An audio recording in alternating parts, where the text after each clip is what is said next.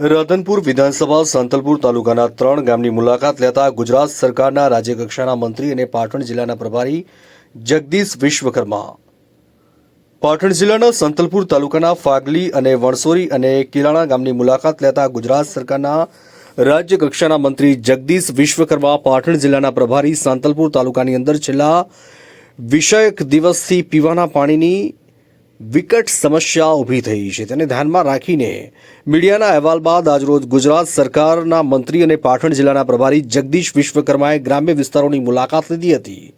તેમાં ગ્રામ્ય વિસ્તારોમાંથી રોડ, રસ્તા, પીવાના પાણીની, લાઇટની અને શિક્ષણની ખૂબ જરૂરિયાત હોય ગામના લોકો દ્વારા તેની રજૂઆત કરાઈ હતી. તેમની સાથે આવેલો તમામ ડિપાર્ટમેન્ટના અધિકારીઓ ગુજરાત સરકારના મંત્રીઓએ સૂચના આપી કે તાત્કાલિક ધોરણે આ વિસ્તારની સમસ્યા દૂર કરવા માટે સાથે ગ્રામ્ય વિસ્તારોમાંથી અલગ અલગ પ્રકારની મંત્રી સમક્ષ કેટલીક રજૂઆતો કરાઈ હતી, તેની નોંધ લઈ યોગ્ય કાર્યવાહી કરવાની મંત્રીશ્રીએ ખાતરી આપી હતી. તેમની સાથે રાધનપુરના ધારાસભ્ય લવિંગજી સોલંકી અને પાટણ જિલ્લા પંચાયતના પ્રમુખ હેતલબેન ઠાકોર, પાટણ જિલ્લા ભાજપ પ્રમુખ રમેશભાઈ સિંધવ અને ભારતીય જનતા પાર્ટીના સંગઠનના હોદ્દેદારો અને જિલ્લા કલેક્ટર શ્રી, જિલ્લા વિકાસ અધિકારી, જિલ્લા એસપી અને નર્મદા નિગમના અધિકારીઓ, પાણી પુરવઠાના અધિકારીઓ, શિક્ષણ જેવી અન્ય ડિપાર્ટમેન્ટના અધિકારીઓ જોડાયા હતા.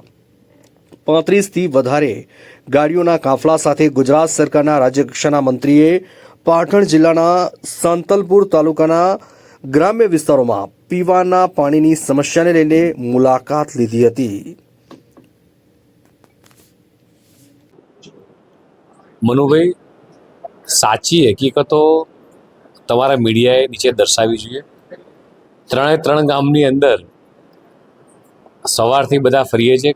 માન્ય ધારાસભ્યશ્રી, જિલ્લા પંચાયતના મારા પ્રમુખ, કલેક્ટરશ્રી, બધા જ લોકો, દેશના યશસ્વી પ્રધાનમંત્રી માનનીય મોદી સાહેબ જે રીતે વાત કરી રહ્યા છે કે છેવાડાના માનવી સુધી, છેવાડાના ગામ સુધી વિકાસ થવો જોઈએ, એ જ રીતે ગુજરાતના મુખ્યમંત્રી માનનીય ભૂપેન્દ્રભાઈ પટેલ સાહેબ પણ કે છેવાડાનું ગામ નહીં પણ પ્રથમ ગામ એમ, એવી રીતે આજે પાટણ જિલ્લાના પ્રથમ ગામોની જે બોર્ડર ઉપરના ગામો છે એની બધાની મુલાકાત લીધી છે.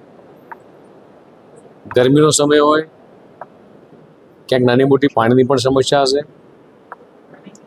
આ સિવાય બધા જ ગામની અંદર ગ્રામજનોને મળવાનું થયું, શુભેચ્છા મુલાકાત થઈ.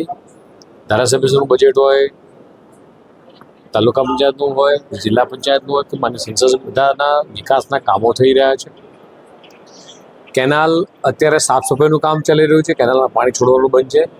કેનાલ સાફ સફાઈ થશે, ત્યારબાદ કેનાલમાં પાણી આવશે.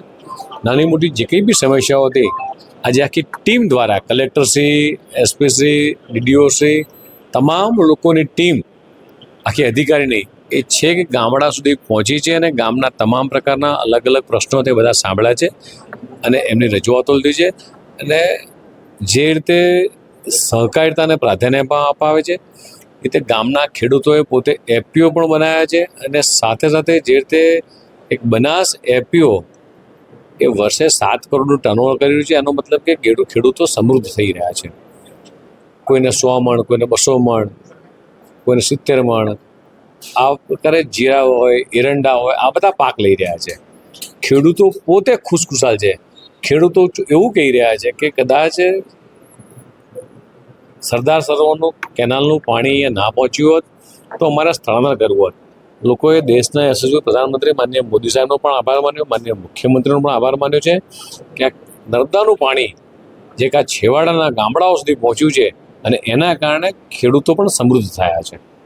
ખેડૂત સમસ્યા રાધનપુર નગરપાલિકાના જે કંઈ બી પ્રશ્નો છે, હમણાં જે નવી બોડી ચૂંટાણી છે એમની રજૂઆતો સાંભળી છે અને એ તમામ કામો દેવજીભાઈથી માંડીને જ અમારા બેન પ્રમુખ છે એ પણ હતા, તમામ કામો સીઓને પણ આપ્યા છે જ્યાં મને ઝડપી પરિપૂર્ણ થશે. સીઓથી નગરપાલિકા રાધનપુર નગરજનોને અસંતોષ છે.